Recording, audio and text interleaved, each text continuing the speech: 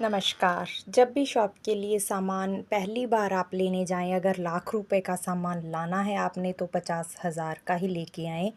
क्योंकि कई बार आप ऐसी चीज़ें पहली बार नॉलेज नहीं होती, ऐसी चीज़ें उठा लाते हैं जो कस्टमर नहीं खरीदते तो वो फिर हमें लॉस देती हैं।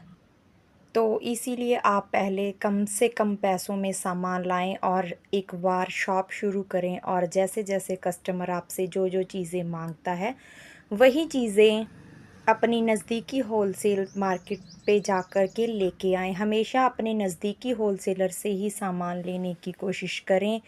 वीडियोज़ वग़ैरह को देखकर कभी भी दिल्ली वग़ैरह जाने की बिल्कुल भी गलती ना करें। अगर आप पूरे एक्सपर्ट हैं, वहाँ की मार्केट को अच्छी तरह से जानते हैं, तभी वहाँ जाएँ। अगर आपको बिल्कुल भी नॉलेज नहीं है, तो एक बार शुरुआत आप अपनी नज़दीकी होलसेल के मार्केट से ही करें।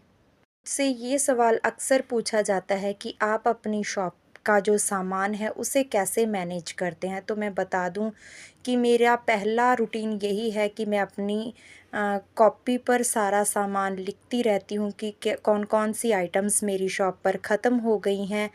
इतना सामान लिखने के बावजूद भी आप अपनी शॉप पर कभी भी सामान पूरा नहीं कर सकते, क्योंकि कोई ना कोई चीज़ ख़त्म हो जाती है, कोई ना कोई चीज़ छूट जाती है। और इसका सबसे मेन कारण ये है कि होलसेल मार्केट में और कंपनियां और जो ऑनलाइन जो एड्स वगैरह आती हैं, उनमें नई-नई चीज़ें हर रोज़ मार्केट में आती हैं और कस्टमर उनकी डिमांड करते रहते हैं और वो चीज़ें हमें लानी पड़ती हैं।